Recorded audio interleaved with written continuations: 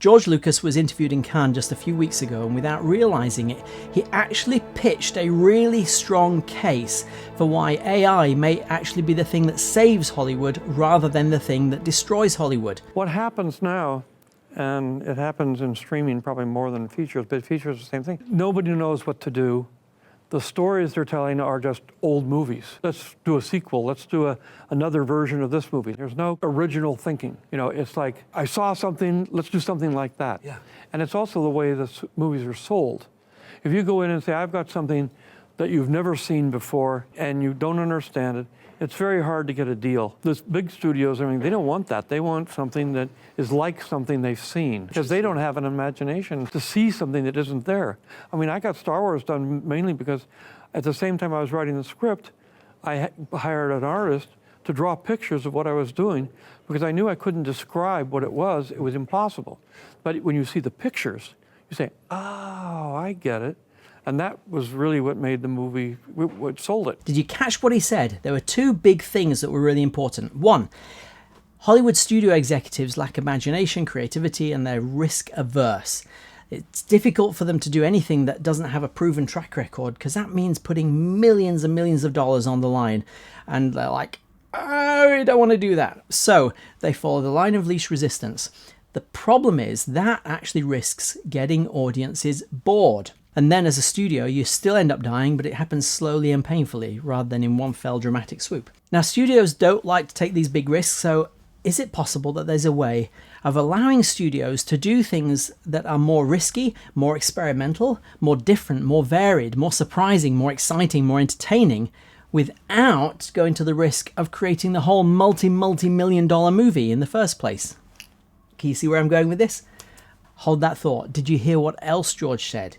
He wouldn't have got Star Wars made without the help of a concept artist. Now, I have a movie that I absolutely love that's a big vision movie. It took me 10 years to write this screenplay. It's finished, and I laughed and I cried while I wrote it. I love this thing, but Hollywood is not likely to ever make this movie because it's one of those out there. It doesn't have a proven track record.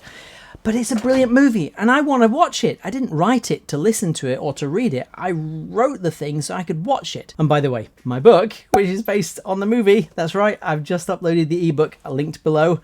Go buy the ebook. Telepathy Sucks. It's a brilliant rom-com movie. Now, George Lucas could afford somehow a concept artist to get Star Wars made and to get it sold.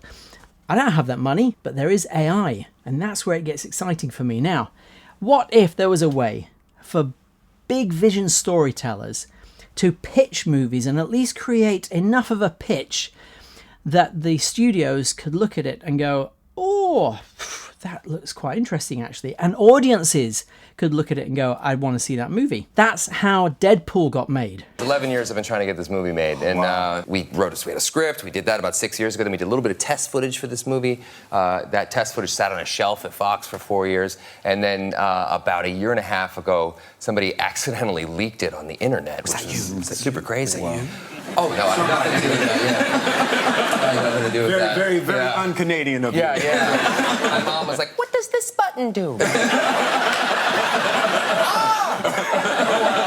Guess we're making the movie now. And it just went nuts. The people just started writing and flooding Fox with begging and pleading for the Deadpool movie to get made. And within 24 hours, we had a green light. We were making it. We were starting. Yeah, Is that quick? It was that quick. It was so undeniable, and it felt really good. This is what AI can really come into its own for. An opportunity for big vision writers with big ideas and a really exciting premise for their stories to team up with AI filmmakers to create pitch videos, premise pitch videos, if you will. If you're watching this video, you may fall into one of two categories. Either or maybe three. You're an AI filmmaker enthusiast, and you don't consider yourself a great writer, or you're a writer with a big story to tell, but you're worried about not being a great AI filmmaker. You guys need to get together. I'm a little bit of a hybrid in that I love my writing and I love AI filmmaking, so I'm trying to do it both myself. But for most people, we tend to have strengths in one area or another. So I have created a Facebook group, which I've linked below, for anybody to come and join if you are a writer who wants to team up with an AI filmmaker, or you're an AI filmmaker who wants to team up with a writer with a great vision.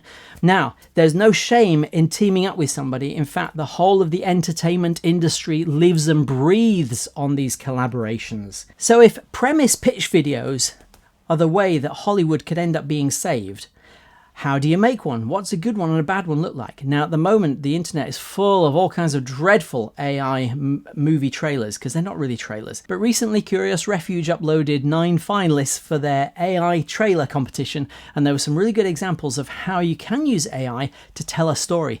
In the next video, I'm going to go through those and break them apart and show you what works and what doesn't work, and give you an idea of how this could work for you.